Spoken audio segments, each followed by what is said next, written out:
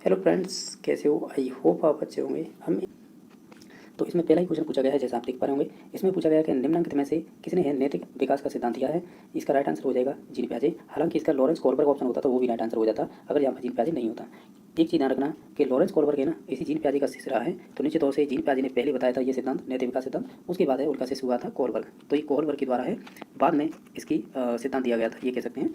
और ये ध्यान रखना है कि जब जीन पियाजे ने इसे बांटा था ना, तो दो आधारों पर बांटा था। आप मैं देखो पर्टिकुलर पूरे नाम तो मुझे याद नहीं है। अगर बाल्यावस्था की पूछे कि बाल्यावस्था में किस प्रकार की नैतिकता होती है, तो आपको ध्यान रखना है हेटेरोनॉमस होती है मॉरलिटी। अगर किशोरावस्था की पूछे तब कह देना आप ये पाई जाती है स्वायत्ता प्रायिकता, इसे बोलते हैं ऑटोनोमस मॉरलिटी। ये ध्यान रखना क्योंकि ये क्वेश्चन आपके पीआरटी में ही पूछा हुआ है, ठीक है। तो इसका राइट आंसर हो जाएगा एक नंबर ऑप्शन। बाकी वाइगोस्की ने तो जेडपीटी की बात कही है, ठीक है। और एसीएल की बात की है, यानी सोशियल कल्चर और लैंग्वेज। और आपने प्राइवेट स्पीच सुना होगा इस प्रकार की। सिगमंड फ्राइड ने आपका मनोलैंगिक विकास सिद्धांत दिया था। बांडुरा ने है आपका मॉडलिंग थ्योरी, जिसे हम कहते हैं लर्निंग बाई ऑब्जर्वेशन, यानी परीक्षण के द्वारा सीखना या अवलोकन के द्वारा, ठीक है। इसकी भी बात करेंगे जब क्वेश्चन आएंगे। अभी हाल में तो इसका राइट आंसर एक नंबर ऑप्शन हो जाएगा। क्वेश्चन नंबर आपका दूसरा है कि तृतीय चक्रीय प्रतिक्रिया विकसित होती है, तो ये आपकी जीन पियाजे से संबंधित है। जीन पियाजे ने आपका संज्ञानात्मक विकास सिद्धांत दिया था, जिसमें आपकी 4 स्टेज बताई थी। उन 4 स्टेजों के नाम दे रखे हैं, जैसे कि पहली है संवेदीगामक अवस्था, दूसरी है आपकी पूर्व सक्रियात्मक, और तीसरी है मूल सक्रियात्मक, चौथी है औपचारिक सक्रियात्मक। तो ये तृतीय चक्रीय प्रतिक्रिया है, ये आपकी संवेगात्मक गामक अवस्था के दौरान ही आती है। ये कह सकते हैं आपकी तृतीय चक्रीय प्रतिक्रिया विकसित होती है। मैं आपको जानकारी के लिए बता दूं, इसे सेंसरी मोटर स्टेज बोलते हैं, जिसकी उम्र मानी जाती है 0 से लेकर 1.5 वर्ष। ये ध्यान रखना है, और 2 वर्ष भी बोल सकते हैं, क्योंकि ये उम्र तो नहीं पूछी जाती है, केवल ये अवस्थाओं को लेकर क्वेश्चन बन जाते हैं। तो इसमें आपको ये ध्यान रखना है कि तृतीय चक्रीय प्रतिक्रिया जो सेंसरी मोटर स्टेज होती है, इसको 6 उप अवस्थाओं में बांटा है, ठीक है। तो 6 ये उप अवस्थाएं बांटी हैं, तो इनकी ट्रिक मुझे मैं बता देता हूँ, जैसे आप याद रख सकते हैं। जैसे मैंने याद रखी है कि RPSC और आगे टीचर। और देखो कैसे आपको याद रखनी है, जैसे कि आपको आसानी होगी याद करने। इसे आप हटा दीजिए, ये साइलेंट रखिएगा। मैंने तो ये कहने का मतलब ट्रिक बनाई थी। जैसे RPSC ये 4 अवस्थाएं और TE ये 2 अवस्थाएं, ये 6 हो जाएंगी। अब मैं देखो जानकारी बता देता हूँ। जो पहली बारी है ना, जिसे बोलते हैं रिफ्लेक्स स्टेज, यानी इसे हिंदी में कहते हैं प्रतिवर्ती क्रिया। ये होती है 0 से लेकर 30 दिनों तक, यानी 30 डे बोल सकते हैं। इसमें जो मुख्य क्रिया होती है, यानी इसकी विशेषता क्या होती है, इसकी विशेषता होती है चूसना, यानी सकिंग, यानी इसमें सकिंग स्ट्रॉन्ग होती है। बस ये ध्यान रखना है। ये तो होगी एक नंबर की। दूसरे नंबर की कौन सी है, ये बोलते हैं हम प्राइमरी सर्कुलस स्टेज। मैंने क्या बोला है, प्राइमरी सर्कुलस स्टेज। इसका नाम हो जाएगा हिंदी में प्रमुख तृतीय अवस्था। प्रमुख तृतीय अवस्था, इसमें क्या होगी विशेषता, इसमें ये विशेषता होगी, ये गामक क्रियाओं का दोहराव करेगा, ठीक है। और इसमें अगर आप दिनों की बात करें, ये 30 से लेकर और ये हो जाएगा आपके 4 माह तक, यानी ये 20 दिन मान सकते हैं। तो ये सेकंड हो जाएगी। तीसरी आएगी जो अवस्था है वो एस से स्टार्ट हो रही है, तो इसका मतलब हो जाएगा सेकेंडरी। कौन सी? Secondary सर्कुलस stage. तो इसमें क्या होगा, इसमें वस्तुओं को पकड़ना नहीं, पकड़ कर देखना होता है, यानी हाथों पैरों की जो भी संबंध होते हैं वो स्ट्रांग होते हैं इस तीसरी अवस्था में। जैसे हम कह सकते हैं ये 4 माह से लेकर 8 माह के मध्य होती है। एक होती है 4 नंबर की अवस्था सी से, तो सी का मतलब यहाँ पे होगा कोऑर्डिनेशन ऑफ रिएक्शन स्टेज, यानी कोऑर्डिनेट करना। यही होगी आपकी 8 माह से लेकर और ये हो जाएगी 12 माह तक, ठीक है। इसमें होगा बच्चे खोजेंगे, यानी किसी भी चीज़ की वस्तु को ढूंढना, इस प्रकार की विशेषता पाई जाएगी। टी से क्या मतलब होगा, टी से मतलब हो जाएगा आपका टर्सरी। यही पूछा था कि तृतीय चक्रीय प्रतिक्रिया विकसित होती है, तो ये टर्सरी है ना। अब मैं एक सेकंड, ये टर्सरी है, ये जो बोलते हैं टर्सरी सर्कुलेशन बोल सकते हैं, या सर्कुलेस स्टेज। इसमें क्या होता है, प्रयास एवं त्रुटि, यानी बच्चा है प्रयास करता है और त्रुटि भी करता है, तो तब सीखता है। ये ध्यान रखना है। इसकी उम्र होती है 12 से लेकर 18 माह मानी जाएगी, ठीक है। ये ध्यान रखना है, ठीक है, 12 से लेकर 18 माह। इसमें क्या होता है, इसमें बच्चे को वस्तु का स्थायित्व तो नहीं बन पाता है, ठीक है, ये ध्यान रखना है। बाकी 6 नंबर की स्टेज हो जाएगी जो ई से संबंधित है, इसे बोलेंगे early stage, early stage of thought, यानी आप कह सकते हैं इसकी आप विशेषता सुन लीजिएगा। ये होती है 18 से लेकर 24 माह। इसका मतलब ये होता है कि इसका पहला चिंतन कह सकते हैं इस अवस्था को, या ऑब्जेक्ट परमानेंस बोल सकते हैं, यानी वस्तु स्थायित्व बन जाता है, और यानी बिंब का बनना स्टार्ट हो जाता है।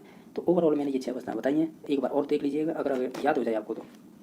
ये पूछा था हमें संवेदीगामक अवस्था की 6 उप अवस्थाएं या सब स्टेज, तो मैंने बता दिया है RPSC और टीचर। तो TE तक याद रखना, ये 6 अवस्था होती है, 1 2 3 4 5 और 6। हमें पूछी गई थी, ये आपकी 5 नंबर की पूछी गई थी। पहली होती है रिफ्लेक्स स्टेज, ठीक है, जो होती है 0 से 30 डे। हालांकि ये नहीं पूछी जाती, इनकी विशेषता पूछी जाती है। इसमें सकिंग स्ट्रॉन्ग होती है, यानी चूसना। सेकंड हो जाएगी प्राइमरी सर्कुलस स्टेज, इसे बोलेंगे प्रमुख तृतीय अवस्था, जिसकी टाइमिंग रहेगी वो 1 माह से लेकर 4 माह तक, ठीक है। इसमें इसकी मुख्य क्रिया होगी वो गामक क्रियाओं का दोहराव करेगा, तीसरे नंबर की स्टेज है वो एस से स्टार्ट हो रही है, इसे बोलेंगे आप सेकेंडरी सर्कुलर स्टेज, जो 4 माह से लेकर 8 माह। इसकी मुख्य चीज़ होगी कि वस्तुओं को ये पकड़ कर देखेगा, ठीक है। यानी आप ऐसे कह सकते हैं हाथों पैर की संतुलन बनाएगा, हाथ पैर नहीं बोलेंगे, हाथ और आँख का, ठीक है। और 4 नंबर की स्टेज है सी से, मतलब कोऑर्डिनेशन ऑफ रिएक्शन स्टेज होगी, जो आपकी 8 माह से लेकर 12 माह की, मतलब इसकी मुख्य विशेषता होगी किसी भी वस्तु को ढूंढना, ठीक है, खोजना, इस प्रकार बोल सकते हैं। फिर इसके बाद आएगी आपकी टी वाली, जो पूछी है हमें क्वेश्चन में, इसे बोलेंगे टर्सरी सर्कुलर स्टेज। इसमें बच्चा प्रयास एवं त्रुटि के माध्यम से सीखता है, जिसकी उम्र मानी जाएगी 12 से 18 माह। फिर लास्ट में आती है आपकी ई, डिनोट किया गया है, इसे बोलेंगे अर्ली स्टेज ऑफ थॉट, यानी ये 18 से 24 माह होगी, इसमें वस्तु का स्थायित्व भी बनेगा और पहला चिंतन बोलेंगे इसे, इसमें बिंब भी बनेगा। तो मैंने ओवरऑल बता दिया है, इसका पहले ही ऑप्शन हो जाएगा। नेक्स्ट क्वेश्चन नंबर 3 है, इसमें पूछा है कि कौन सा कथन है जो विकास के बारे में सही नहीं है। विकास सतत प्रक्रिया है, ये बात बिल्कुल सही है, यानी कंटिन्यूस प्रोसेस होती है, ये एक आयामी होती है, ये गलत है। ये यूनी डायमेंशनल नहीं होती है, ये मल्टी डायमेंशनल होती है, ये ध्यान रखना है, ठीक है, मल्टी डायमेंशनल। तो ये कह सकते हैं ये गलत हो जाएगा, हमें यही पूछा था कौन सा सही नहीं है। बाकी ये संचयी प्रवृत्ति होती है, ठीक है, और बाकी ये व्यक्तिगत भिन्नता पाई जाती है। संचय प्रवृत्ति का मतलब ये स्पाइरल होती है, इस प्रकार की इसमें विकास होता है। तो कोई भी विकास होता है तो ये हालांकि ये लगातार ही चलता है, कभी धीरा, कभी धीमा, कभी तेज। तो निश्चित तौर से इसमें जो पुराने गुण हैं वो आपके इसमें क्या होते हैं, करेक्ट होते रहते हैं, तो तभी से हम संचय प्रवृत्ति बोलते हैं। यानी पुराने विलेशन पाए जाएंगे, कुछ इसमें परिवर्तन होगा, वो भी इंक्लूड होते रहते हैं, तो इसे ही बोलते हैं संचय प्रवृत्ति, यानी इसे बोलते हैं कम्युलेटिव। और इसका राइट आंसर 2 नंबर ऑप्शन हो जाएगा। क्वेश्चन नंबर नेक्स्ट है, उत्क्रमणीय, यानी उत्क्रमणीय योग्यता विकसित होने की अवस्था कौन सी है, इसे रिवर्सिबिलिटी बोलते हैं, एबिलिटी। तो ये आपकी होती है मूर्त सक्रियात्मक अवस्था। ये चीनी ब्याजी की 3 नंबर की अवस्था है, ये 2 नंबर की है, औपचारिक है ये 4 नंबर की है, और ये 1 नंबर की है, ठीक है। तो ये आपकी 3 नंबर की विशेषता होती है। रिवर्सिबिलिटी का मतलब होता है कि बच्चे में पलटा भी क्षमता विकसित होना। जैसे मैं हर बार एग्जाम्पल देता हूँ, 1 रुपये में बच्चे को सिखाया गया कि 1 रुपये में 100 पैसे होते हैं। अब 100 पैसे तो होते हैं, अगर बच्चे से कहा जाए कि 100 पैसों में कितने रुपये बनेंगे, अगर वो ये कह दे कि 1 रुपया बनेगा, तो निश्चित तौर से उसमें पलटा विचिंतन या क्षमता विकसित हो गई है, इसे ही बोलेंगे रिवर्सिबिलिटी की क्षमता। तो ऑप्शन नंबर 1 सही हो जाएगा। क्वेश्चन नंबर नेक्स्ट है, ये सबसे अच्छा क्वेश्चन है, हालांकि मैंने ये पहली बार देखा था इस प्रकार का क्वेश्चन कि निकटता के सिद्धांत की संकल्पना है किसने दी थी, तो ये आपकी दी थी मैक्स वर्दीमर। यहाँ पे वर्दीमर द्वारा लिखा हुआ है, लेकिन मैक्स वर्दीमर नाम आता है। ये कहीं ना कहीं आपकी गेस्टाल्टवादी से संबंधित है। गेस्टाल्टवादी वो मनोवैज्ञानिक थे, ये कहते हैं कि कोई भी चीज़ आप सीखिए तो वो पूर्णाकार में सीखिए, यानी आप ऐसे कह सकते हैं समग्राकृति में सीखिए, यानी उसे होल रूप में देखिए, यानी पूर्णाकार देखिए। यानी आप मैं इसे और तरीके से समझा दूँ, ये जो सिद्धांत हैं आप इसके उपनाम याद रख सकते हैं, इसके बहुत सारे नाम आते हैं। तो मैंने एक ट्रिक लिख रखी है, आप अगर याद कर पाएँ तो ये आप GTV SSS और आपकी P, यानी ये इसको उपनाम है। कैसे, अब मैं बोलते जा रहा हूँ, एक ध्यान रखना, E से हो जाएगा अंतर्दृष्टि का सिद्धांत, ए से हो जाएगा अवयववादी का सिद्धांत, इस पी से हो जाएगा पूर्णाकार, इस जी से हो जाएगा गेस्टोलवादी, टी से हो जाएगा आपका तात्कालिक ज्ञान का सिद्धांत, और आपके वी से हो जाएगा वास्तविक स्थिति का सिद्धांत। पहली एस से हो जाएगा आपका पहली एस से मान सकते हैं आप है सूझ और बूझ का सिद्धांत, दूसरी एस से मान सकते हैं आप है संपूर्णवादी सिद्धांत, और तीसरी एस से मान सकते हैं समग्रवादी सिद्धांत। पी से मान सकते हैं प्रॉक्सिन, यानी प्रॉक्सिमिटी, इसे लॉ ऑफ प्रॉक्सिमिटी कह रहे हैं, निकटता का सिद्धांत। ये आपके उपनाम है और इन्हीं से संबंधित क्वेश्चन बन जाते हैं, ठीक है। जिसमें से इंपॉर्टेंट है सूझबूझ, दूसरी है संपूर्ण आकार, और तीसरी है संपूर्णवादी बोल सकते हैं, और तीसरी ऐसे बनेगा समग्रवादी, ये इंपॉर्टेंट है। इसके अलावा आपकी जी से गेस्टोलवादी, ये भी इंपॉर्टेंट है। बाकी ए से अंतर्दृष्टि, ये भी इंपॉर्टेंट है। अवयववादी, ये भी इंपॉर्टेंट है। और पूराकार, ये उपनाम मोस्टली बन जाते हैं क्वेश्चन। जैसे कि ये उपनाम से ही पूछा गया ये क्वेश्चन कि निकटता के सिद्धांत की संकल्पना किसके द्वारा दी गई थी, ये लॉ ऑफ प्रॉक्सिमिटी। ध्यान रखना, इसमें 3 मनोवैज्ञानिक आते हैं, एक तो मैक्स वर्दीमर हो गया, एक आपका कोहलर हो गया, कोहलर कोप्पा, एक कोप्पा और आता है, कोहलर कोप्पा मैक्स वर्दीमर। और ध्यान रखना, सिद्धांत की शुरुआत आपके वर्दीमर ने की थी, इसकी किसकी, आपकी गेस्टोलवादी की। उसके बाद कोहलर जुड़ा, फिर कोप्पा जुड़ा। इस कोहलर ने ही चिंपैंजी पर प्रयोग किए थे, केनारी द्वीप पर, ठीक है, ये भी ध्यान रखना है। नेक्स्ट क्वेश्चन नंबर देख लेते हैं। यदि में से बताइएगा कि निम्नलिखित में से किसका अध्ययन है मनोविज्ञान एवं बाल विकास के प्रतिच्छेद बिंदु पर स्थित है, यानी जो आपकी साइकोलॉजी है और आपका जो चाइल्ड डेवलपमेंट है वो किस बिंदु पर स्थित है, तो विकासात्मक मनोविज्ञान पर स्थित है, यानी डेवलपमेंट साइकोलॉजी पर। तो ऑप्शन नंबर 4 हो जाएगा। ये जब एजुकेशन साइकोलॉजी पढ़ते हैं ना, उसमें आते हैं ये सभी, तो ये ध्यान रखना है। नेक्स्ट क्वेश्चन नंबर है कि ये कह रहा है कि मनोविज्ञान की प्रथम प्रयोगशाला के खोजकर्ता और प्रतिपादक कौन थे, तो वो विलियम वुंट हो जाएंगे। 1889 में लिपिंग विश्वविद्यालय की स्थापना की थी इन्होंने, और ये आपके अंतर्दर्शन से संबंधित है, यानी ये कह सकते हैं कि ये मन में सोचते थे, विचारते थे, विश्लेषण करते थे, उसे ही लिख देते थे, यही होती थी अंतर्दर्शन विधि। तो ये विलियम वुंट थे, इनके शिष्य हुआ करते थे टिचनर, ये ध्यान रखना है, वो भी इंपॉर्टेंट है। हम देखेंगे उनसे संबंधित क्वेश्चन पूछे जाएंगे तो, ठीक है। नेक्स्ट क्वेश्चन नंबर है, ये 8 नंबर क्वेश्चन पूछा है कि कौन सी है जीन की संज्ञानात्मक अवस्था इसमें से नहीं है। जैसे कि हम ऑलरेडी पढ़ चुके हैं, जैसे कि मूर्त सक्रियात्मक होगी, पूर्व सक्रियात्मक होगी, संवेदिकात्मक होगी, लेकिन गुप्तावस्था नहीं होगी, जिसे लेटेंसी स्टेज बोलते हैं। जब आप फ्राइड को पढ़ेंगे, सिगमंड फ्राइड बोलते हैं, जिन्होंने मनोलैंगिक सिद्धांत दिया था, उनमें मनोलैंगिक सिद्धांत में इन्होंने अपने सिद्धांत को 5 स्टेजों में बांटा था। वो 5 स्टेज कौन सी थी, मैंने ये कई बार ट्रिक में बताया कि OLPG, मैंने इस हिसाब से याद कर रखी है। तो जिसमें पहली अवस्था, ये दूसरी, ये वाली ये तीसरी हो जाएगी, और ये वाली है ना, ये 4 नंबर की, और ये 5 नंबर की, यानी ओरल, एनाल, फेलिक, लेटेंट और जेनिटल। तो ये लेटेंट वाली है ना, ये आपकी कह सकते हैं सिग्मंड फ्राइड की 4 नंबर की स्टेज थी, जिसकी उम्र 7 से 11 हुआ करती थी। ठीक है, तो ये भी ध्यान रखना है। तो ये ऑप्शन नंबर 3 सही हो जाएगा। क्वेश्चन नंबर आपका नेक्स्ट है, काल्पनिक दर्शक या श्रोता किस अवस्था से संबंधित होते हैं? तो ये आपके होते हैं संबंधित आपकी किशोरावस्था से, यानी imaginary audience related to which stage. तो ये आपकी किशोरावस्था से, यानी पूरी कल्पना करते रहते हैं दिन भर, जैसे दिन में सपने देखना, पूरी कल्पना, और कल्पना किसी भी प्रकार की हो सकती है। ठीक है, तो ऑप्शन नंबर 4 सही हो जाएगा। नेक्स्ट क्वेश्चन नंबर है, जब एक बच्चा है कहता है कि चांद हंस रहा है, यह निम्न में से किस विशेषता को इंगित करता है? देखो, चांद हंस रहा है, सूर्य दौड़ रहा है, या सूर्य हंस रहा है, या आप अन्य कोई उदाहरण लें, यानी आप ऐसे कह सकते हैं कि जो भी निर्जीव चीज़ है उसमें सजीव गुण का दिखना या सजीव गुण का होना, ऐसा आप सोचते हैं तो आप उसे एनिज्म कहेंगे। यानी आप ऐसे कह सकते हैं कि इसे इंग्लिश में एनिज्म कहते हैं, जीव बात कहते हैं हिंदी में तो इसे। ठीक है, इसका मतलब होता है कि आप निर्जीव चीज़ों में सजीव गुण देखते हैं, तो उसे बोलते हैं एनिज्म। ये आपकी जीन प्याजी की, हालांकि ये शेष अवस्था की विशेषता होती है, लेकिन हम इसे प्री ऑपरेशनल स्टेज में पढ़ते हैं, जिसकी 2 से लेकर 7 साल उम्र होती है, उसमें पढ़ते हैं इसे। ठीक है, तो ये थी। ठीक है, बाकी इको सेंटेज में ये भी प्री ऑपरेशनल स्टेज की विशेषता हो जाएगी। बाकी ठीक है, बाकी ये सकारात्मक नकारात्मक से कोई संबंध नहीं है। इसका ऑप्शन नंबर 2 सही हो जाएगा। क्वेश्चन नंबर नेक्स्ट है, इसमें पूछा है कि क्रिया प्रसूत अनुकूलन के अनुसार कौन सा सही है, ये बताना है। जब आप क्रिया प्रसूत अनुकूलन पढ़ेंगे, यानी आप ऐसे कह सकते हैं ऑपरेट कंडीशन थ्योरी पढ़ेंगे, तो हम स्किनर का नाम लेते हैं। स्किनर ने क्या किया था अपने सिद्धांत में, चलो एक लॉजिक बताता हूँ आपको, इसे भी देख लेंगे। स्किनर का जो सिद्धांत था वो किस पर आधारित है, किस सिद्धांत पर आधारित है, ये क्वेश्चन पूछा जाता है। तो आप ध्यान रखना है, ये आपके थॉर्नडाइक की जो प्रभाव का नियम है ना, लॉ ऑफ इफेक्ट, उस पर आधारित था, ये ध्यान रखना पहली बात। दूसरी बात ये थी, स्किनर ने जो भी प्रयोग किए थे ना, तो इन्होंने अपने पुनर्बलन पर ज़्यादा जोर दिया था। पूरा सिद्धांत पुनर्बलन पर डिपेंड है। इससे इन्होंने बहुत सारी अनुसूचियाँ बनाई, और विभिन्न प्रकार के इनमें जैसे कि आपने रेखीय अभिक्रम अनुदेशन पढ़ा होगा, शाखीय पढ़ा होगा, अवरोही पढ़ा होगा, मैथमेटिक्स वाला पढ़ा होगा, ये इन्हीं पर डिपेंड होती है, जो अभी कह सकते हैं क्रिया प्रसूत अनुबंधन सिद्धांत पर, यानी आप कह सकते हैं क्रिया प्रसूत अनुकूलन सिद्धांत से। हमें केवल इस क्वेश्चन में पूछा गया था इसमें से कौन सा सही है, ये बताइएगा। हम कहेंगे जो भी नकारात्मक पुनर्बलन होगा वो वांछनीय व्यवहार को बढ़ाता है। ठीक है, तो ये ध्यान रखना है। जब आप ऐसे पुनर्बलन की अनुसूचियाँ पढ़ेंगे, उनमें आता है ये। ठीक है, नकारात्मक, सकारात्मक, ठीक है, इस प्रकार के। तो ये नकारात्मक पुनर्बलन होगा ना, तो निश्चित तौर से जो आपकी वांछनीय क्रिया है ना, उसको बढ़ा देगा, ये ध्यान रखना है। ठीक है, तो ये बाकी ऑप्शन कोई भी नहीं होगा। नेक्स्ट क्वेश्चन नंबर है कि ये कह रहा है कि बालक, क्वेश्चन नंबर नेक्स्ट है कि बालक अंतर्बोध परीक्षण है किसके द्वारा दिया गया था? तो इसमें यह विकसित किया गया था, इस प्रकार का क्वेश्चन है। जब हम व्यक्तित्व चैप्टर पढ़ते हैं ना, उसके अंतर्गत आते हैं ये सभी, जैसे कि CAT हो गया, TAT हो गया। ठीक है, तो ये CAT है ना, इसे CAT बोलते हैं क्योंकि चाइल्ड एप्रिसिएशन टेस्ट बोलते हैं इसे। ये आपके दिया था इसे ऐसे बोलते हैं, लियोपोल्ड वेरक ने दिया था। तो ऑप्शन नंबर 1 सही हो जाएगा। और इसकी कह सकते हैं प्रेमिका थी अर्नेस्ट क्रिस्टियानो, ऐसे ही नाम था उनका, अर्नेस्ट क्रिस्ट, याद रख सकते हैं। ठीक है, ये और इसकी कह सकते हैं प्रेमिका अर्नेस्ट क्रिस्ट, तो इन्होंने दिया था, ये दिया था 1948 में। ठीक है, और ये 1954 तक चला था। इसमें कुछ संशोधन भी किए गए थे। तो ये मोस्टली आपका ऑप्शन नंबर 1 सही हो जाएगा। इसमें कुछ याद रख सकते हैं तो रख सकते हैं। इनमें क्या था इस सिद्धांत में या इस CAT में, कि इन्होंने क्या किया था कि जो लोग होते हैं उन लोगों के स्थान पर इन्होंने पक्षियों के चित्र उपयोग किए गए थे, ये क्वेश्चन बन चुका है। और या पशु पक्षियों पर या फूल पत्तियों पर प्रयोग किए थे। इसमें 10 कार्ड हुआ करते थे, और 3 से लेकर 11 वर्ष के बच्चों के लिए किए जाते थे। अगर भारत में बात करें तो इसी प्रकार का प्रयोग किया था आपके उमा चौधरी ने। ठीक है, उसमें भी 10 कार्ड हुआ करते थे। इस प्रकार इसका राइट आंसर 1 नंबर ऑप्शन हो जाएगा। ठीक है, बाकी इसमें जैसे तस्टन है, ये बुद्धि से संबंधित हो जाएगा। इन्होंने समूह कारक दिया था। ठीक है, समूह कह सकते हैं ग्रुप फैक्टर थ्योरी दी थी। और आपकी थोंडा के इन्होंने भूकारक यानी मल्टी फैक्टर थ्योरी दी थी। ऑलपोर्ट है, इनकी एक परिभाषा है सबसे जबरदस्त है व्यक्तित्व में, वो हर एक परीक्षा पूछी हुई है ऑलपोर्ट की। ठीक है, तो इसका तो राइट आंसर हमने देख लिया था, एक ही हो जाएगा। क्वेश्चन नंबर नेक्स्ट है कि उपलब्धि अभिप्रेरणा सिद्धांत है, जिसे इंग्लिश में कहते हैं अचीवमेंट मोटिवेशन थ्योरी है। ये आपके मैकलीलैंड, यानी मैकलीलैंड बोलते हैं, इन्होंने दी थी 1961 में। बाद में कुछ वर्षों के बाद है, इसमें आपके जुड़े थे एटकिंसन होंगे। गलत लिख दिया मैंने, ये होगा एटकिंसन होगा, एटकिंसन होंगे। तो ये आपके दोनों आते हैं, बहुत सारी इसी कह सकते हैं एच में बहुत सी परीक्षा पूछा हुआ है, तो ये ध्यान रख सकते हैं। इसका मैकलीलैंड ध्यान रखना। ठीक है, नेक्स्ट क्वेश्चन नंबर देख लेते हैं। बाकी इनमें और ऑप्शन है, जो अब्राहम मैस्लो है ना, ये बहुत इंपॉर्टेंट है। इन्होंने पदानुक्रमी सिद्धांत दिया था, आवश्यकता पदानुक्रम का सिद्धांत। ये ध्यान रखना, इसमें 5 स्टेज होती है, और ये आपका इसलिए इंपॉर्टेंट हो जाता है कि इनकी स्टेजों को लेकर क्वेश्चन बन जाते हैं। इनकी स्टेज याद रख सकते हैं पी स्लैश के नाम से, पी स्लैश ये वाली है, मैं इंग्लिश में बता देता हूँ।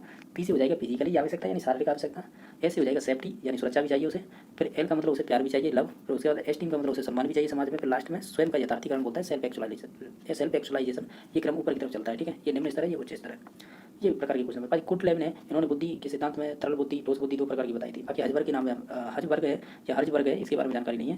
नेक्स्ट क्वेश्चन नंबर है संकलन, जैसे आप बोलेंगे चेनिंग, संप्रति आधारित है। जब आप ऑपरेट कंडीशन थ्योरी स्किनर की पढ़ते हैं तो उसी से संबंधित है ये। इसमें क्या होता है, इसे आप बोलेंगे चेनिंग। देखो, एक तो होती है शेपिंग, ये भी क्वेश्चन पूछे हुए हैं। शेपिंग एक होती है चेनिंग। तो ये दोनों ही स्किनर से संबंधित हैं। शेपिंग का मतलब क्या होता है, आप ऐसे कह सकते हैं कि आप प्रत्येक सही अनुक्रिया करेंगे तो उस पर आपको पुनर्वलन मिलेगा, उसे बोलते हैं शेपिंग। चेनिंग का मतलब होता है कि जो भी आप अंतिम बार वांछनीय अनुक्रिया करेंगे तो उस पर आपको पुनर्वलन मिलेगा, तो उसे बोलते हैं चेनिंग। ठीक है, शेपिंग का मतलब होता है प्रत्येक सही अनुक्रिया पर पुनर्वलन। चेनिंग का मतलब होता है जो आपने अंतिम रूप से जो वांछनीय अनुक्रिया की है, सही क्रिया अनुक्रिया की है, तो उसके लिए पुनर्वलन दिया जाता है। तो ये क्रिया प्रसूति यानी ऑपरेंट कंडीशन थ्योरी स्किनर से संबंधित है। बाकी इसमें ऑप्शन है जैसे शास्त्रीय अनुबंध सिद्धांत है, जैसे CR थ्योरी बोलते हैं, तो ये आपके पावलर से संबंधित है। बाकी सामाजिक संज्ञानात्मक सिद्धांत है, ये पांडुरा से संबंधित हो जाएगी। और बाकी आपकी प्रयास एवं त्रुटि है, ट्रायल एवं एरर थ्योरी है, ये आपके थोर्नडाइक से संबंधित हो जाएगी। क्वेश्चन नंबर नेक्स्ट है कि बुद्धि का त्रयायामी सिद्धांत किसके द्वारा प्रतिपादित किया गया था, तो ये आपके क्लिफोर्ड के द्वारा किया गया था। इसे 3 डायमेंशनल थ्योरी बोलते हैं, जिसमें शुरुआत में 120 घंटे हुआ करते थे, लास्ट में जाके 180 हो गए थे। ये बहुत इंपॉर्टेंट सिद्धांत है। इसमें 3 विमाएँ चलती थी या आयाम चलते थे, OCP यानी O से ऑपरेशनल, C से कॉन्टेक्स्ट और P से प्रोडक्ट। इनके अंदर कौन कौन से तत्व होते हैं ये बहुत इंपॉर्टेंट है। मैंने PRT का एक क्वेश्चन कराया था, उसमें सभी चीज़ें बताई थी। ठीक है, तो ऑप्शन नंबर इसका कह सकते हैं 2 सही हो जाएगा। थॉर्नडाइक का मैंने बता दिया था कि इन्होंने बुद्धि का भौकारिक सिद्धांत दिया था। स्पीयरमैन ने 2 फैक्टर थ्योरी दी थी, इसमें G और S 2 कारक बताए थे। फिर बाद में एक ग्रुप फैक्टर भी जोड़ दिया था बीच में, समूह कारक, इसीलिए 3 फैक्टर थ्योरी भी बोल देते हैं। टस्टन का आपका ध्यान होगा, समूह कारक सिद्धांत दिया था इन्होंने। नेक्स्ट क्वेश्चन नंबर है, इसमें बताना है कौन सी निम्नलिखित में कौन सी पुनर्वलन की अनुसूची नहीं है। जब भी पुनर्वलन का नाम आएगा तो शब्द जुड़ के आएगा स्किनर साथ में ही। ये स्किनर ने पुनर्वलन की अनुसूचियाँ बताई थी 3 प्रकार से, तो इनमें से कौन सी संबंधित नहीं है हमें ये बताना है। तो इसमें से अभिप्रेरणा संबंधित नहीं होगी, बाकी सभी संबंधित होंगे। मैं इनके बारे में थोड़ी थोड़ी जानकारी बता देता हूँ, इसे नॉलेज है उस हिसाब से। एक होता है स्थिर अनुपात यानी फिक्स रेशो होता है। इसका मतलब होता है कि आप ऐसे कह सकते हैं कि इसका मतलब होता है एक निश्चित समय की बात है, आपको पुनर्वलन दिया जाए। ठीक है, वो पुनर्वलन ऐसे कह सकते हैं, इसका एग्जाम्पल हो जाएगा, आप ऐसे याद रख सकते हैं कि जैसे जो गवर्नमेंट कर्मचारी होते हैं तो उन्हें महीने की जो भी कर्मचारी का वेतन मिलता है लास्ट डेट को महीने की, तो निश्चित तौर से वो एक अनुपात में आ जाएगी, स्थिर अनुपात में। एक होता है स्थिर अंतराल, मैंने गलत नहीं बता दिया, एक सेकंड देखो, जो मैंने अभी एग्जाम्पल दिया ना वो होगा स्थिर अंतराल का, क्योंकि एक फिक्स अंतराल के बाद हो रहा है। तो निश्चित तौर से जो अभी मैंने एग्जाम्पल दिया है, जैसे गवर्नमेंट कर्मचारियों के महीने के लास्ट में तनख्वाह मिलती है, तो वो होती आपकी स्थिर अंतराल, यानी आप कह सकते हैं इसे फिक्स्ड इंटरवल के बाद। स्थिर अनुपात का मतलब हो जाएगा, आप ऐसे कह सकते हैं कि सही अनुक्रिया एक निश्चित संख्या के बाद पुनर्वलन देना। जैसे छात्र का 3 सवालों के जवाब के बाद है उसे इनाम देना, इस प्रकार का ये इसका एग्जाम्पल हो जाएगा फिक्स्ड रेशो का। और चर अनुपात का मतलब मान सकते हैं, इसे बोल सकते हैं जैसे कि किसी भी समय आपको पुनर्वलन दे दें तो वो उससे संबंधित हो जाएगा। ठीक है, और इसके ये सिंपल यहाँ आप खुद से भी इन्हें कर सकते हैं, ऐसा कोई नहीं है। जैसे मैंने बताया था कि स्थिर अंतराल महीने के लास्ट में वेतन मिलना, ये हो जाएगा स्थिर अनुपात। मतलब बच्चे के द्वारा 3 सवाल करने पर उसे अवार्ड देना, यानी इनाम देना या पुनर्वलन देना। और चर अनुपात का मतलब वेरिएबल रेशो है, ये तो आप किसी भी समय दे सकते हैं। ठीक है, तो इस प्रकार इसका संबंध नहीं था, वो 2 नंबर ऑप्शन से हो जाएगा। क्वेश्चन नंबर नेक्स्ट है कि अंतर्दृष्टि का सिद्धांत किसके द्वारा दिया गया था, तो ये आपके गेस्टोल्टवादी थे, मैंने नाम बता दिया था, मैक्स वर्दीमर का नाम आता है, इन्होंने शुरुआत की थी। ठीक है, मैक्स वर्दीमर हो गए, कोफा हो गया, ठीक है, कोफा और कॉलर, ये 3 नाम आते हैं इनके। गेस्टोल्टवादी, अवयववादी, इसे पूर्ण आकार का सिद्धांत बोलते हैं, समग्रवादी का बोलते हैं, अंतर्दृष्टि का सिद्धांत बोलते हैं, सूझबूझ का सिद्धांत बोलते हैं, इसे विभिन्न प्रकार के नाम है ये। ठीक है, नेक्स्ट क्वेश्चन नंबर देख लेते हैं। ये कह रहा है कि जो आपका भय है यानी भय संवेग किस मूल प्रवृत्ति से जुड़ा हुआ है। जब भी मूल प्रवृत्ति का नाम आए तो आप विलियम मैकडूगल का याद रखेंगे, वही इनके प्रवर्तक माने जाते हैं, क्योंकि इन्होंने 14 प्रकार की मूल प्रवृत्तियाँ बताई थी। उन्होंने बताया था कि प्रत्येक मूल प्रवृत्ति होती है वो किसी न किसी संवेग से संबंधित होती है। ठीक है, जैसे कि हमें बताना है कि भय का संवेग किस मूल प्रवृत्ति से जुड़ा है, तो देखो ये भय है ना, ये तो संवेग है, इसकी मूल प्रवृत्ति हो जाएगी पलायन। ठीक है, बाकी जैसे निवृत्ति है, तो निवृत्ति क्या चीज़ है, ये आपकी मूल प्रवृत्ति है। निवृत्ति को हम इंग्लिश में बोलते हैं रिपल्सन, तो इसकी वो क्या हो जाएगी संवेग, तो ये इसका संवेग हो जाएगा, ध्यान रखना है, घृणा। ठीक है, और घृणा को इंग्लिश में बोलते हैं डिसगस्ट। ठीक है, बाकी लड़ाई करने का मतलब तो ये है कि आपको क्रोध हो जाएगा लड़ाई का मतलब, तो क्रोध तो आपका हो जाएगा संवेग, और इसकी जो मूल प्रवृत्ति हो जाएगी वो हो जाएगी युजुत्सा यानी युद्ध प्रियता, यानी युद्ध प्रियता की प्रवृत्ति, जिसे इंग्लिश में बोलते हैं कॉम्बैट।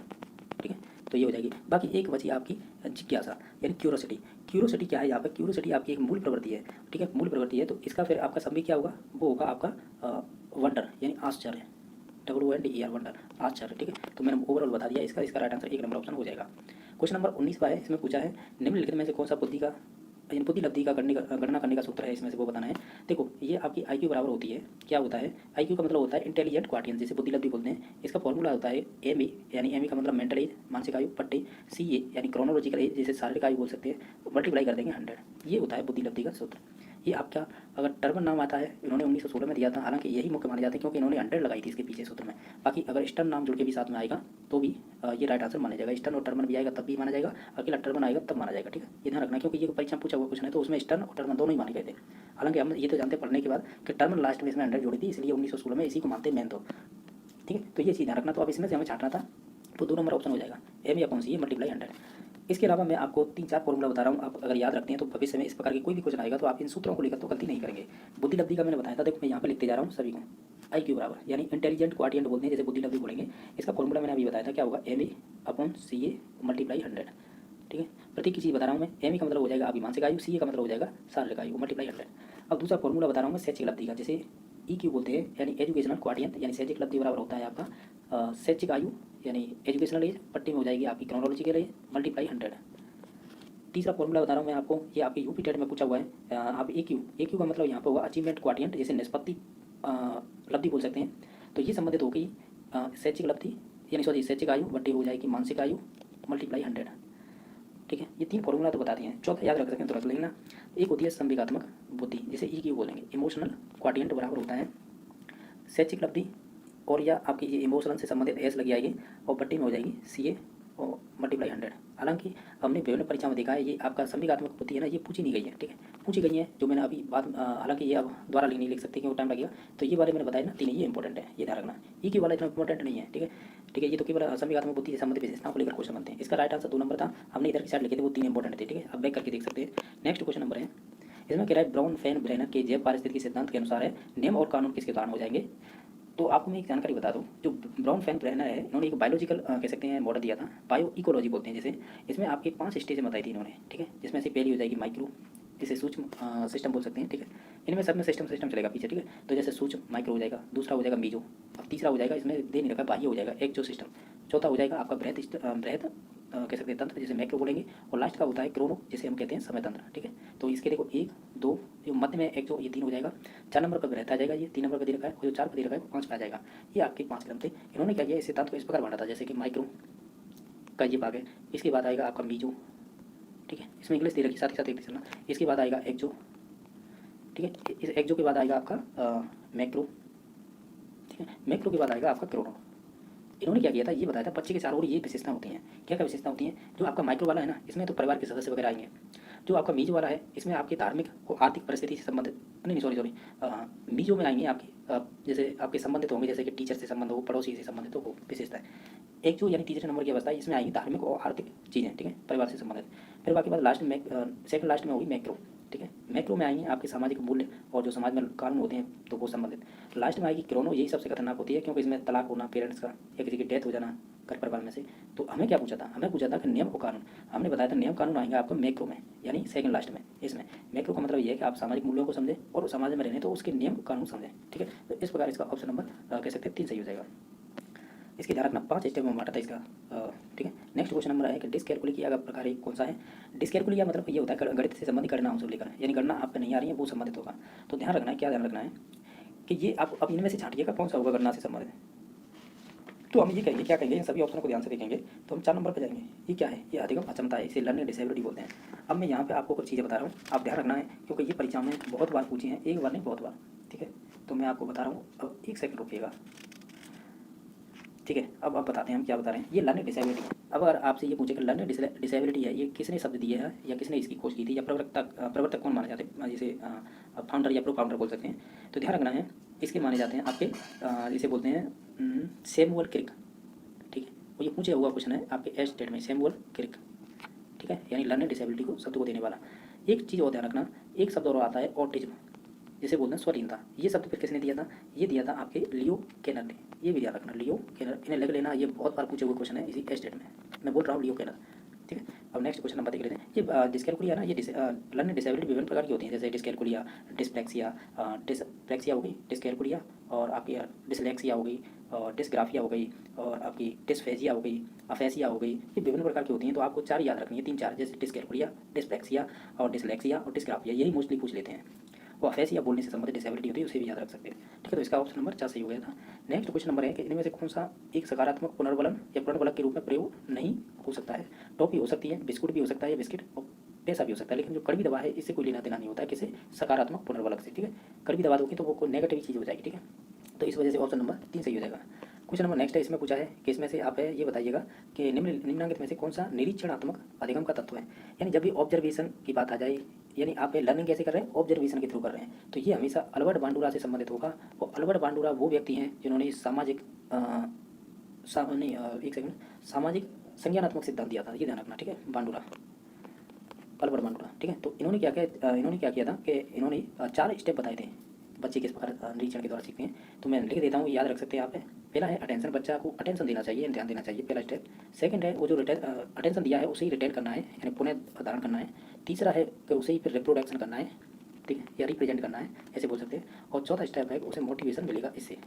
तो ये 4 स्टेप बहुत इंपॉर्टेंट है, यही पूछे जाते हैं। इन्हीं में से एक इनमें दे रखा है, जैसे कि बुद्धिमत्ता, इससे तो कोई संबंध नहीं है। संग्रहण यही होगा, बाकी अनुबंधन से कोई संबंध नहीं है, व्यक्तित्व से कोई संबंध। संग्रहण का आप यहाँ पे देख लीजिए, इंग्लिश क्या दे रखी है, वो दे रखी है रिटेंशन। तो ये सेकंड नंबर का स्टेप था ना, अटेंशन के बाद रिटेंशन, तो यही पूछा था, तो ऑप्शन नंबर 2 सही हो जाएगा। इसमें एक चीज़ और ध्यान रखते हैं, इन्होंने प्रयोग किस पे किए थे, तो इन्होंने बोडो डॉल पर किए थे, इसे बेबी डॉल बोल सकते हैं, जो कर इनमें जीवित था उस पर प्रयोग किए थे, ठीक है, ये इंपॉर्टेंट है। बाकी और भी आएंगे क्वेश्चन, तब देख लेंगे। क्वेश्चन नंबर नेक्स्ट है, सेकंड प्राइड माने जाते हैं या जाने जाते हैं। तो इन्होंने ये मनोलैंगिक विकास का सिद्धांत दिया था, जिसे साइकोसेक्सुअल डेवलपमेंट थ्योरी बोलते हैं। इन्होंने ये 5 अवस्थाएं बताई थी, मैं नाम बताए थे, और OLPG, तो ये वाली 5 अवस्थाएं। इनके अलावा इन्होंने इड, ईगो, सुपर ईगो की भी बात की है, ठीक है। इन्होंने ये चेतन, अचेतन और अर्चेतन की बात की है, यानी माइंड की, ठीक है। तो ये बहुत सारी चीज़ों की बात की है इन्होंने, ठीक है। तो ओवरऑल हमने बता दिया कि इसका राइट आंसर हो जाएगा 2 नंबर ऑप्शन। बाकी सामाजिक विकास सिद्धांत है ये अल्बर्ट बांडुरा का है, संज्ञानात्मक विकास सिद्धांत है ये जीन पियाजे का है, नैतिक विकास सिद्धांत है ये आपकी लॉरेंस कोलवर्स के संबंध हो जाएगा। हालांकि इसमें जीन पियाजे भी हो जाएगा, पर डिपेंड करता है ऑप्शन क्या देगा, ठीक है। बाकी इसका तो ऑप्शन नंबर 2 सही हो जाएगा। क्वेश्चन नंबर नेक्स्ट है कि 90 से 110 बुद्धि लब्धि प्रसार बुद्धि किस श्रेणी के अंतर्गत आएंगे। तो इसने औसत बुद्धि वाले बालक बोलते हैं, तो ऑप्शन नंबर इसका 2 सही हो जाएगा। मैं आपको एक टर्मन की सारणी बता देता हूँ, अगर याद रख सकते हो, जिसे देखो 6 स्टेप या 5 आप याद कर लो, बाकी आपको हो जाएंगे। कैसे, मैं एक ट्रिक बता रहा हूँ, मैंने याद कर रखी है कि IM यानी IIM और M और आपकी BD, इसका क्या मतलब, देखो जैसे कि बुद्धि लब्धि होती है, तो मैंने नीचे से क्रम स्टार्ट किया है, जैसे 0 से 25 वाले बालक, 25 से 50 वाले बालक, ठीक है, 50 से 70 वाले बालक, यानी ये बुद्धि लब्धि है आपकी, और 70 से 80 वाले, ठीक है, और 80 से 90 वाले, यहाँ तक याद कर लीजिएगा। इसके ऊपर के आपको नॉर्मल याद हो जाएंगे, क्योंकि आपने 90 से 110 वाले तो कर लिए थे, इस कह सकते हैं औसत बुद्धि वाले हैं, ठीक है। और फिर 110 से ऊपर वाले होंगे ना, उन्हें बोलेंगे एवरेज से ऊपर वाले, तो एवो एवरेज बुद्धि लब्धि वाले हो जाएंगे। फिर उससे ऊपर जाएंगे, जैसे ही मैं अभी ऐसा करो, इस ट्रिक को भी बता देता हूँ, क्यों कन्फ्यूजन हो जाएगा। ई का मतलब होगा इडियट, तो ये यहाँ पे आएगा इडियट, यानी मूर्ख बोल सकते हैं। 25 से 50 वाले होंगे, IM का मतलब होगा, इसे बोलते हैं इम्बेसिल। इम्बेसिल का मतलब होता है, हालांकि देखा जाए तो मूड बोलते हैं इसे हिंदी में, तो बाकी आप इंग्लिश में याद रखें। एक सेकंड, इसे बोलेंगे, एक तो यार ये एक सेकंड, इसे क्या बोलेंगे, इम्बेसिल, इसे बोलेंगे मूड। और 70 से 50 वाले को बोलेंगे आप कह सकते हैं 70 से 50 वाले को बोल सकते हैं मोरन। इस M का मतलब होगा मोरन, और मोरन को हिंदी में कहते हैं, मैं अब देखो शब्द लगाने जा रहा हूँ, मैं बोल रहा हूँ, मोरन को बोलेंगे मूर्ख। 70 से 80 वालों को हम बोलेंगे, इन्हें बोलते हैं बॉर्डर लाइन वाले, यानी सीमांत मंद बुद्धि वाले, या इन्हें बोलते हैं छीड़ बुद्धि वाले, या इन्हें निर्बल बोलते हैं। जो 80 से 90 वाले होते हैं इन्हें बोलते हैं मध्य बुद्धि। मध्य बुद्धि का देखो, ये M का मतलब मोरन हो गया, B का मतलब हो गया बॉर्डर लाइन वाले, D का मतलब होता है डर, और डल का मतलब आप भी जानते होंगे, इसे मंद बुद्धि बोलते हैं डर वालों को। अब यहाँ से ऊपर वाले याद रखने के लिए ये ट्रिक से तो यहाँ तक कर लो। अब यहाँ से आगे देखिएगा, 90 से लेकर 110 वाले होंगे, ये एवरेज बुद्धि वाले होंगे, ठीक है। इस 110 से लेकर 120 बुद्धि लब्धि वाले होंगे, ये एबव एवरेज से ऊपर होंगे, यानी एबव एवरेज बोलेंगे, यानी एवरेज से ऊपर। फिर 120 से लेकर 140 वाले होंगे, ये आपके सुपीरियर होंगे, जिन्हें श्रेष्ठ बोलते हैं। और 140 से ऊपर वाले होंगे, उन्हें बोलेंगे आप प्रतिभाशाली। तो इस प्रकार ये टर्मन की बुद्धि लब्धि को लेकर ये पाठ्य थे। अगर इसे याद रख लेंगे तो इस प्रकार का ये क्वेश्चन पक्का सही हो जाएगा। क्वेश्चन नंबर नेक्स्ट है, इसमें क्या पूछा है कि निम्नलिखित में से कौन सी तकनीकी दृष्टिबाधित बालकों के शिक्षण हेतु प्रयोग की जाती है। तो देखो, आपको इनमें से अगर मालूम है, देखो जब बच्चा देख ही नहीं पा रहा है तो उसके आगे आप साइन थ्योरी या साइन लैंग्वेज तो लगा ही नहीं सकते, इसे काट दीजिए। PCS होती है, ये छोटे बच्चों से संबंधित होती है, लेकिन ये दृष्टिबाधित बच्चों से संबंधित नहीं होती है, ये भी कट गया। इनमें से कोई नहीं, ऐसा कोई हो नहीं सकता, तो हम टेलर फ्रेम लगाएंगे। इसमें क्या होता है, इस प्रकार की डंडियाँ होती हैं छोटी छोटी, इसमें होते हैं मोती से। तो बच्चा है, इसे क्या देख तो सकता नहीं है, लेकिन इसे टच करके ये पहचान सकता है कि इसमें 3 डंडी हैं। और जैसे कि मान लीजिए इकाई है, जिताई, सैकड़ा, हज़ार, 10,000, लाख, यानी उसे मालूम पड़ गया यहाँ पर 3 है, ये 3 लाख हो गया। मान लीजिए यहाँ पर भी 3 है, तो इसका मतलब हो गया यहाँ पर भी 3 समझ जाएगा। तो यानी इसका मतलब इकाई, इताई, सैकड़ा, हज़ार, 10,000, यानी 3 लाख। और यहाँ से जो भी है 30,000 या कितने भी आएंगे वो, यानी ये गणनाओं से संबंधित होता है, ये मैथ में उपयोग किया जाता है। तो यही इसका राइट आंसर हो जाएगा, ठीक है। यानी टेलर फ्रेम बोलते हैं, इससे गणनाओं संबंधित चीज़ें सीखी जाती हैं। ये तो मैंने बहुत बड़ी संख्या बता दी, बाकी है इकाई, ढाई, सैकड़ा तक इन्हें आसानी से बच्चे सीख जाते हैं गणित की चीज़ों को।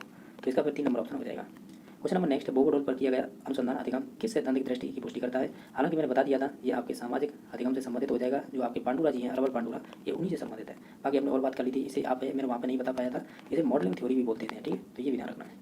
तो इसका ऑप्शन नंबर 4 सही हो जाएगा। बाकी और अंतर्दृष्टि तो आपको मालूम होगा, आपके मैक्सवादी में कोप्पा और कॉलर।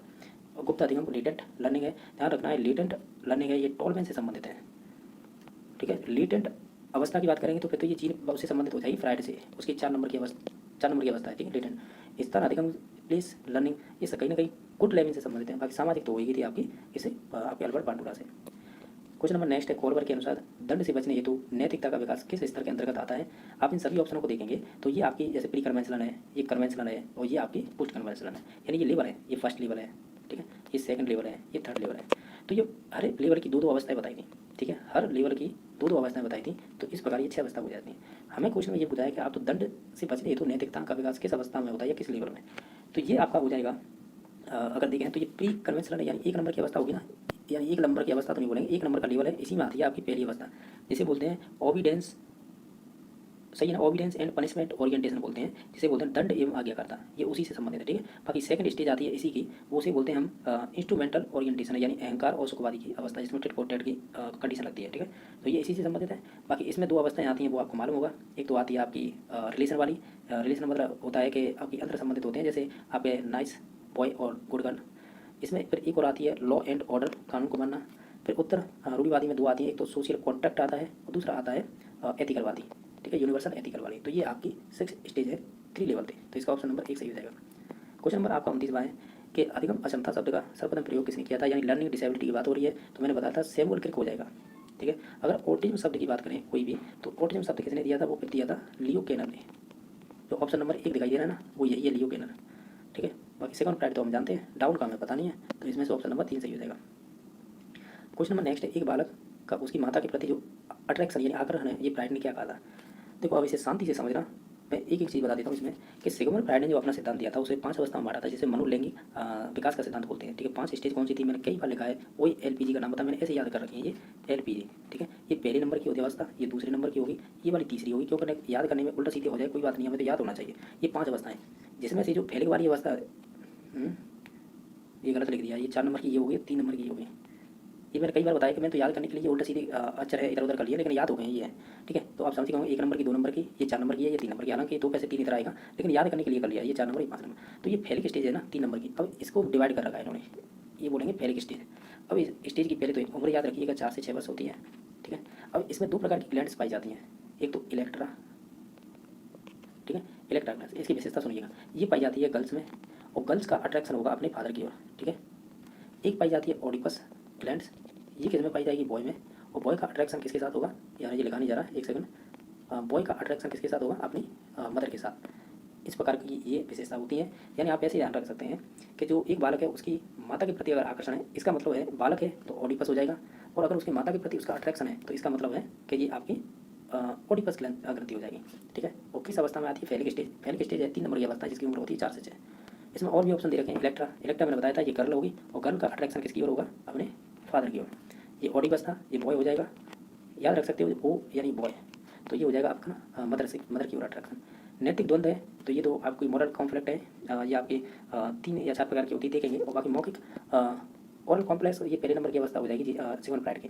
नैतिक द्वंद्व इसे हटा दीजिए, बाकी ये तीनों आपके ऑप्शन है, पहला, दूसरा और चौथा, ये आपके सिगमंड फ्राइड से संबंधित है। लेकिन राइट आंसर होगा इसका 2 नंबर ऑप्शन, ठीक है। यहाँ पर मैं एक चीज़ और बता रहा हूँ, अगर आपसे पूछा जाए कि विकासात्मक रोग कौन कौन से होते हैं, तो आप इसे याद रख सकते हैं, यानी विकासात्मक विकार बोल सकते हैं। ये आपको हर कोई नहीं बताएगा, मैं आपको बता रहा हूँ, और अगर आप पे आता है तो अच्छी बात है। इसमें आएगा ऑटिज्म। ऑटिज्म शब्द किसने दिया था, लियो केनर ने। ऑटिज्म आएगा मेंटल रिटायर्ड, यानी मेंटल रिटायर्ड का मतलब होता है ऐसे कह सकते हैं, अब मुझे हिंदी तो पता नहीं है, मानसिक मंदता या ऐसे कुछ होगा। बाकी है एक ADHD नाम सुना होगा, ADHD, इसकी हिंदी मुझे आती है, इसे बोलते हैं ध्यान अभाव अतिशीघ्रता विकार। एक नाम और सुना होगा क्रेटिज्म, ये साइंस में चलता है, क्रेटिनिज्म, ठीक है। ये भी आपका आनुवंशिकता से संबंधित होता है, ये आपके विकासात्मक विकार में आते हैं, ठीक है।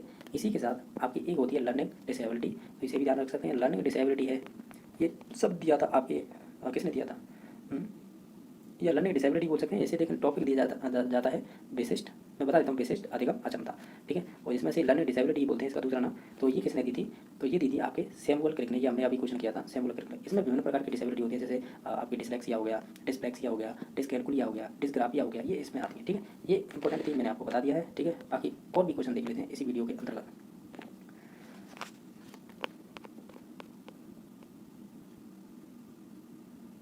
पहले हम देखते हैं EVS, क्योंकि जो चीज़ें आसान होती है वो करना फायदा रहता है, जल्दी जल्दी हो जाती है बस, और दूसरे में नहीं मालूम होता है ना, टाइम लगता है उसे करने में, बस और कोई प्रॉब्लम नहीं है। EVS क्या है, EVS कहाँ है, 91 121,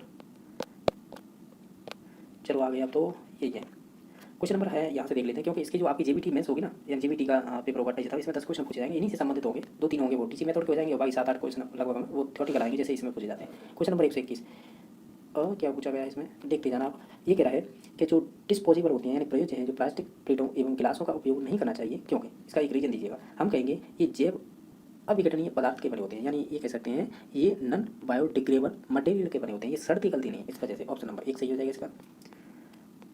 तो ये आपको संतुलित आहार से आप क्या समझते हैं, और इसके ये कूट दे रखे हैं, इसमें से सही कूट का चयन करना। पहले हम इन्हें पढ़ के देख लेते हैं जिससे कि आसानी होगी आपको समझने में। जैसे कि पहला ऑप्शन कह रहा है, इसका अर्थ होता है कि विभिन्न भोजन समूहों से पर्याप्त मात्रा में भोजन एवं पेय पदार्थों का चयन, तो ये हो सकता है। इसका अर्थ होता है कुछ चीज़ों को कम मात्रा में खाना, जैसे संतृप्त वसा, कोलेस्ट्रॉल, सामान्य शर्करा, ये बात सही है, या तेल, ये चीज़ें कम खाना।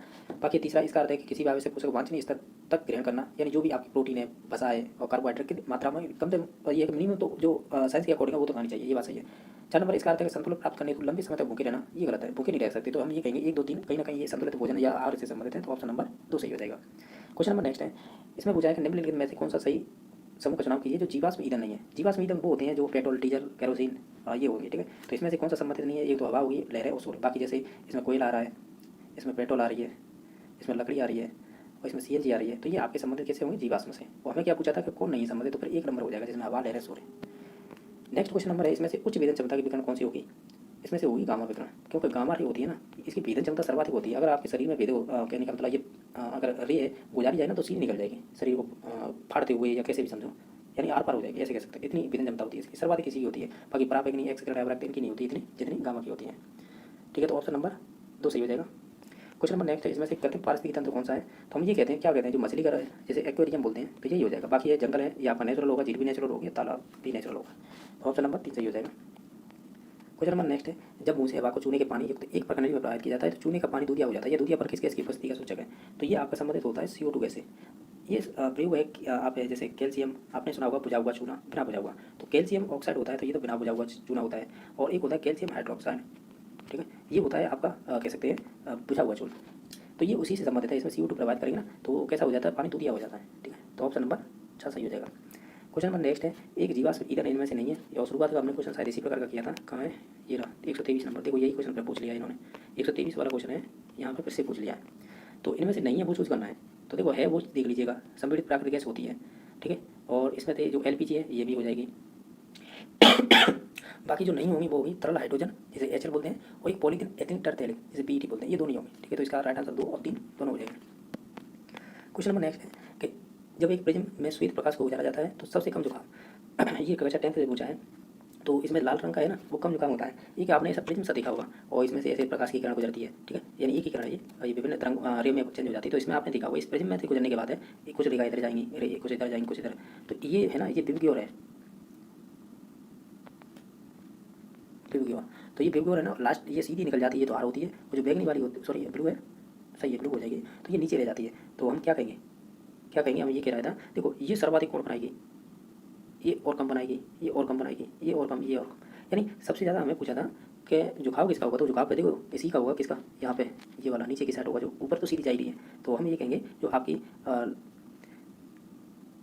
श्वेत पर गुजारा जाता है सबसे कम झुकाव होता है रेड का होगा, यानी लाल का, क्योंकि इसमें झुकाव कम हो रहा है, सीधा निकल रही है, ठीक है। तो ऑप्शन नंबर इसका 20 सही हो जाएगा। क्वेश्चन नंबर नेक्स्ट है, कांटेदार पत्तियों किस प्रकार की पौधा का अभिराजन गुण होगा। जब भी कांटेदार आ जाए तो ये मरुस्थल की बात कर रहा है। मरुस्थल का मतलब हो जाएगा जैसे कि सही है, मरुस्थल की बात हो रही है, कांटेदार जैसे नागफनी, इस प्रकार के पेड़ पाए जाते हैं। नेक्स्ट क्वेश्चन नंबर 130 है, इसमें से बताइएगा कि कौन सा महाद्वीप केवल दक्षिण गोलार्ध में स्थित है। तो वो आपका ऑस्ट्रेलिया हो जाएगा। तो ऑप्शन नंबर 4 सही, ये फैक्चुअल क्वेश्चन है। क्वेश्चन नंबर नेक्स्ट है, इसमें फर्स्ट और सेकंड कॉलम मिलाने हैं, जिसमें आपको एक तरफ तो वैज्ञानिक नाम, दूसरी तरफ खोज दी गई है। जैसे अलेक्जेंडर फ्लेमिंग है, इन्होंने पेनिसिलिन की खोज की थी, तो पहले का तीसरा हो जाएगा। वैसे कूट दे रखे हैं, इसे आसानी होती है, जो आप जानते हो उसे लगा लीजिएगा, जिससे पहचानने में आसानी होगी। पहले का तीसरा किसमें, 3 नंबर 4 नंबर में। एडवर्ड जेनर ने जैसे कि टीके की खोज की थी। 3 के बाद है आपका 4, तो वो 1 नंबर 4 नंबर ऑप्शन में केवल। फिर उसके बाद है बाकी बच रहे उन्हें मिला दीजिएगा। लुइस पाचन ने एंथ्रेक्स जीवाणु की खोज की थी। रॉबर्ट कोच ने किडवन की खोज की थी। तो इस प्रकार है आपका ऑप्शन नंबर 4 सही हो जाएगा। क्वेश्चन नंबर नेक्स्ट है, इसमें से बताना है, इसमें से ये बताना है कि इनमें से कौन से जीवधारियों का समूह है जो विशिष्ट खाद्य श्रृंखला का घटक नहीं है। और ये विशिष्ट खाद्य श्रृंखला का मतलब ये है कि इनमें से आप गलत है वो चूज कीजिएगा। सिंपल सी बात ये है, हम इसमें लॉजिक लगाएंगे अपना, कैसे लगाएंगे आप तो देखिएगा। जैसे घास है, घास खरगोश खा सकता है, हम कैसे भी खा सकते हैं, क्यों खरगोश घास खा सकता है, बिल्कुल खा सकता है। और घास को भेड़िया खा सकता है, बिल्कुल खा सकता है। शेर भेड़िया को खा सकता है, ये बात सही, यानी ये बात सही है। दूसरा देखिए लेक्टर, और इसे इंग्लिश में क्या करें, प्लैंकटन बोल रहा है ये, मैंने भी गलत बोल दिया, प्लैंकटन होगा। प्लैंकटन मतलब होता है जो समुद्री जलीय पादप होते हैं उन्हें, ये कह रहा है कि मानव खा सकते हैं, ये चलो मानव खा भी लेगा, चलो मान लिया, लेकिन मछली मानव को थोड़ी खाएगी ना, ये उल्टा क्रम दे दिया, ये गलत है, यही राइट आंसर हो जाएगा। बाकी घास को जो मृग है यानी हिरण खा सकता है, हिरण को बाघ खा सकता है और बाघ को गिद्ध खा जाएगा, ये बात सही है। मेंढक को सांप खा सकता है, सांप को उकाब, उकाब को इंग्लिश में ईगल चील कहते हैं, ठीक है, ये भी ध्यान रखना है। और ये क्या कर दिया इन्होंने, तो उल्टा क्रम दे दिया यार। चलो फिर लॉजिक एक चीज़ लगाते हैं, इसमें गलत दो हो सकते हैं पर एक दिमाग लगाइएगा।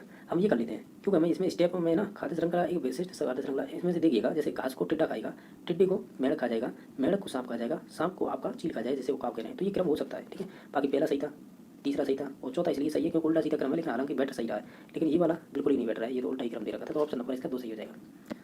क्वेश्चन नंबर नेक्स्ट है कि जल जनित रोग निम्नलिखित में से कौन सा है। जल से होने वाले रोग मोस्टली देखो आपको बता दें, डिप्थीरिया नहीं होता है, टिटनेस भी नहीं होगा, खांसी नहीं होगी, हेपेटाइटिस हो जाएगा, ठीक है, तो ऑप्शन नंबर 3 सही हो जाएगा। क्वेश्चन नंबर नेक्स्ट है, इन तत्वों के आधार पर बताइएगा, पहचान कीजिएगा, क्या कीजिएगा, इसमें से 3 कथन दे रखे हैं और इनके 4 ऑप्शन दे रखे हैं, तो पूछा क्या है इसमें से, आगे देख लीजिए, सही है, यही दे रखे हैं इसमें, तो कि आपको है इन्हीं के आधार पर बताना है। जैसे ये सौरमंडल का दूसरा सबसे बड़ा ग्रह है, तो सबसे बड़ा तो बृहस्पति है, ठीक है, फिर उसके बाद दूसरा तो ठीक है, दूसरा सबसे बड़ा ग्रह हो जाएगा शनि, ठीक है। इसके चारों ओर बर्फ का बड़े पाए जाते हैं, ये ध्यान रखना, ये बड़े आ गई इसका मतलब होगा ये शनि होगा, ये सब इससे बड़ा उपग्रह यानी इसका सबसे बड़ा उपग्रह टाइटन है, यानी ये नीचे तौर से शनि की बात हो रही है, ठीक है, जिसे सैटर्न बोलते हैं, ठीक है, तो ऑप्शन नंबर इसका बी सही हो जाएगा, यानी 2 नंबर। एक तरफ तो आपको दे रखे हैं, क्या दे रखे हैं, एक तरफ कॉलम फर्स्ट है जो पोषक तत्व, दूसरी तरफ स्रोत हैं, तो आपको मिलान करके बताने नीचे कूट भी दे रखे हैं। तो आप एक काम कीजिएगा, क्या करें, कार्बोहाइड्रेट किस में पाई जाती है, हम तो ये मिलान करेंगे, गेहूँ में पाई जाएगी, गेहूँ के अलावा चावल उनमें भी पाई जाती है। कैल्शियम किस में पाई जा सकती है, तो कैल्शियम पाई जाएगी भाई जी आपकी हरी पत्तेदार सब्जियों में। नहीं नहीं नहीं, कैल्शियम तो दूध में पाई जाएगा ना, क्योंकि हम जो दूध पीते हैं तो हड्डियाँ मजबूत हो जाती हैं, ठीक है, तो ये अच्छी बात है, ठीक है, यानी ये 2 का 3 हो जाएगा। प्रोटीन, प्रोटीन दाल में हो जाएगी और आयरन है, ये हो जाएगा हरी पत्तेदार सब्जियाँ, ठीक है, तो इस प्रकार हम कहेंगे ऑप्शन नंबर E की सही हो जाएगा, ठीक है, आप देख लीजिए मिलान करके यही आएगा।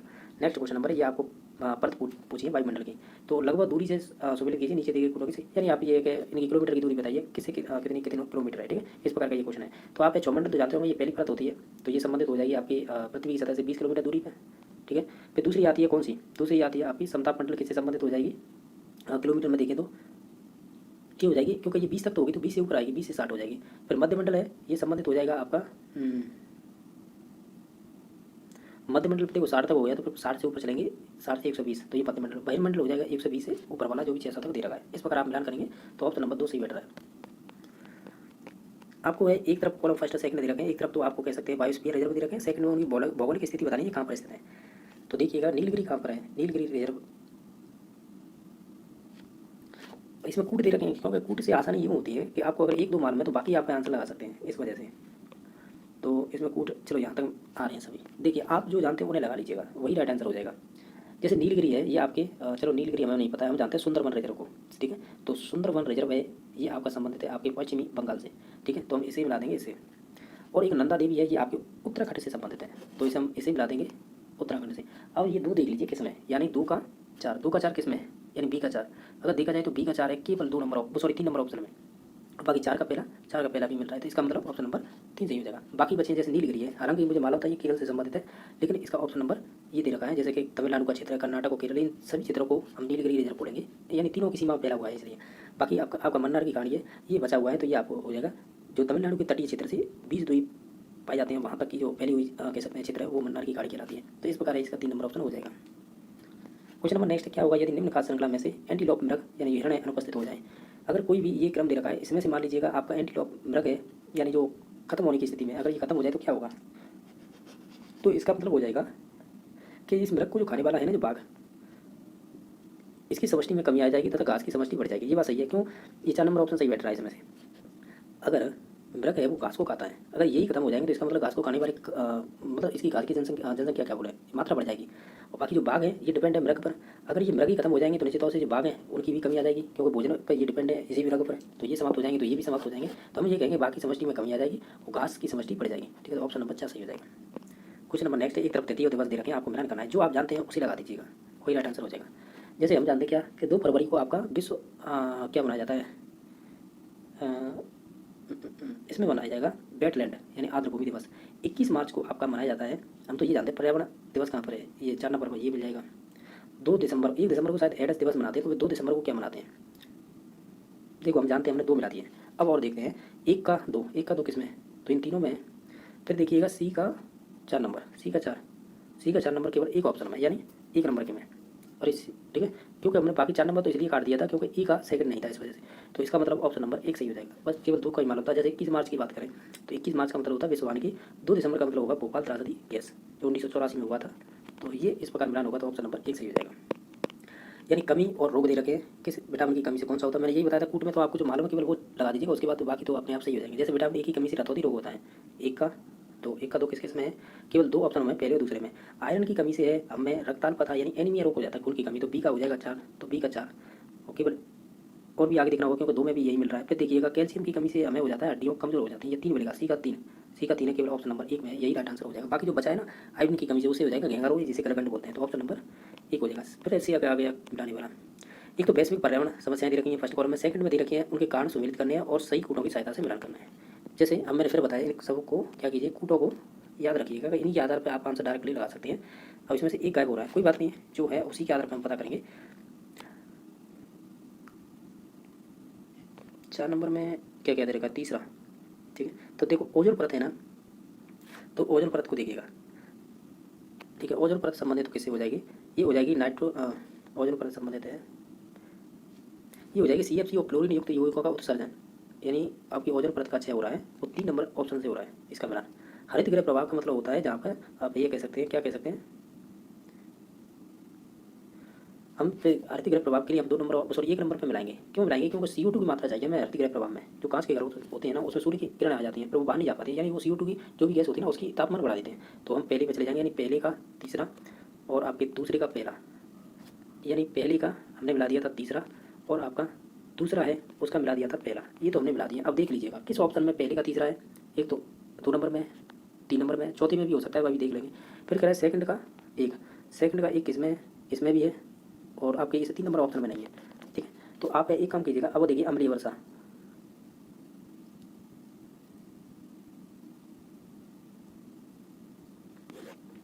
तो ठीक है। अब आगे देखते हैं अब क्या कह रहा है।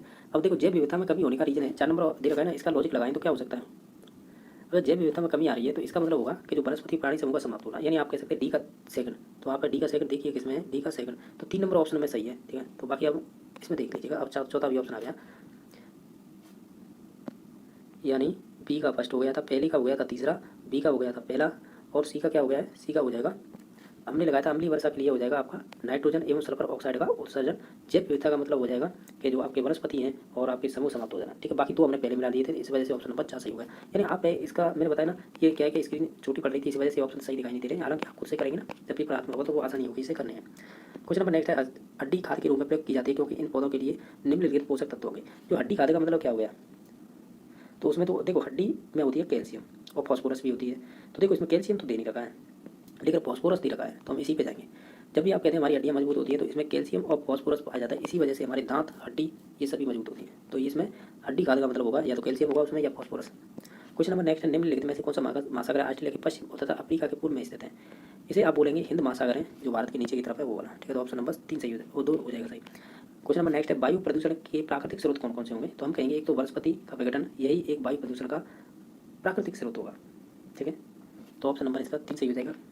अरे अरे जी इसमें तो कूट भी दे रखे हैं, ठीक है, मैंने देखा नहीं था।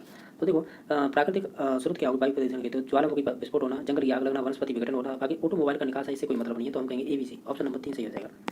ये कह रहा है कि टार्ट्रिक अम्ल नहीं पाया जाता है, ठीक है। नींबू में तो सिट्रस होगा, आंवला में, कच्चे आम में और अंगूर में, ये कह रहा है कि नहीं संबंधित है। तो पहला और दूसरा होगा, ये संबंधित नहीं होगा, इसका पहला और दूसरा ऑप्शन है यही नहीं होगा। बाकी चाहे कच्चे आम में, अंगूर में पाया जाता है थोड़ा थोड़ा, ठीक है। तो हम ये कहेंगे इसमें से एक हो तो राइट आंसर हो जाएंगे। क्वेश्चन नंबर नेक्स्ट है कि इसमें से जैव विघटनीय बहुलक कौन सा, यानी वो विघटित हो जाए तो वो हो जाएगा सेलुलोज, ये प्राकृतिक होता है, ये ध्यान रखना। बाकी ऊपर दे रखे ना वो सभी कृत्रिम है, ठीक है। नेक्स्ट देख लेते हैं, 147 नंबर है। आपको एक तरफ तो वायुमंडल की परत है, दूसरी तरफ गुणधर्म दे रखे हैं। अब इसे करने में आसानी होगी क्योंकि हमें क्या है कि सभी आपके ये दे रखे हैं और आपको कूट भी दे रखे हैं। और चौमंडल में क्या चीज़ होती है, तो हम कहीं चौमंडल में सारे बादल बनते हैं, जो भी बरसात, आंधी, तूफान इसी में आते हैं। समता मंडल में क्या होगा, इसमें ओजोन परत की उपस्थिति होती है, ठीक है। इसके अलावा है जो मध्यमंडल होगा, इसमें आपके जो भी आपके उल्कापिंड यहीं पर जलकर नष्ट होते हैं। बाकी वायुमंडल का मतलब है जहाँ पर उच्च ऊर्जा युक्त जो अल्ट्रा वायलेट और एक्स किरणें पाई जाती हैं। तो ऑप्शन नंबर 3 सही हो जाएगा, ठीक है। नेक्स्ट है, इसमें बताइएगा SO2 का प्रदूषक सबसे उत्तम सूचक कौन सा होता है, तो वो आपकी लाइकेन होगी, ठीक है। यानी SO2 जहाँ पर मात्रा अधिक होगी तो वहाँ पर लाइकेन नहीं पाई जाएगी, जहाँ पर लाइकेन पाई जा रही है इसका मतलब SO2 वहाँ पे प्रदूषक नहीं है। क्वेश्चन नंबर नेक्स्ट है कि जो टेडपोल होता है कि कायांतरण हेतु पानी में निम्नलिखित में से कौन सा तत्व उपलब्ध होना चाहिए, तो वो आयोडीन होना चाहिए, ठीक है। तो ऑप्शन नंबर 3 सही हो जाएगा। क्वेश्चन नंबर 150 है कि वायुमंडल के किन क्षेत्रों में ऑक्सीजन एवं ओजन महत्वपूर्ण भूमिका अदा करते हैं, तो वो हो जाएगा आपका क्षोभमंडल और समता मंडल यानी ट्रोपोस्फियर और स्ट्रेटोस्फियर। इसके अलावा है आप देख लीजिएगा, आप देख लेते हैं हम जो आपके हिंदी इंग्लिश इनसे संबंधित क्वेश्चन किस प्रकार के पूछे गए थे, तो वो देख लेते हैं, ठीक है। उसके बाद आपकी रीजनिंग और आपके हरियाणा जी के और मैथ हमने ये क्वेश्चन नहीं किए थे, तो अब कर रहे हैं ये वाले हिंदी। इसके 15 क्वेश्चन पूछे जाएंगे, अब देख लेते हैं इसमें किस प्रकार के क्वेश्चन पूछे गए हैं। इसमें से कौन सा पुल्लिंग है, तो इसमें से देखिए जैसे व्यवहार अच्छा व्यवहार होता है तो ये पुल्लिंग होता है, अच्छी आशा होती है ये स्त्रीलिंग होगी, अच्छी सुंदरता होती है ये भी स्त्रीलिंग है, मनुहारिणी मन को हरण करने वाली यानी कह सकते हैं तो ये भी अच्छी मनुहारिणी होगी, तो इसका मतलब ये तीनों स्त्रीलिंग है। पुल्लिंग होगा अच्छा व्यवहार, अच्छा अच्छी के थ्रू आप पहचान सकते हैं इसे। इसमें से कौन सा है शब्द युग्म सही है, जैसे अंबुज और अम्बुद। देखो अंबुज माने होता है कमल और अम्बुद माने होता है बादल, तो ऑप्शन नंबर 2 सही हो जाएगा। इसमें से बताना है वाग में कौन सी संधि होगी, इसे बोलते हैं वाग प्लस मय, तो ये कौन सी संधि होगी, ये आपकी व्यंजन संधि हो जाएगी। ये पंचम वर्ण में हो जाता है जब माँ आ जाता है, ठीक है, तो इसका मतलब हो जाएगा 2 नंबर सही। ये बताया वो शुद्ध कौन सा शब्द है इसमें से, यानी वादन की दृष्टि से सही कौन सा है, तो देखो देखो सौहार्द सही नहीं है, इसके ऊपर आएगा तो ये गलत है। अतिशयोक्ति नहीं होती, अतिशयोक्ति होता है, ये भी गलत है।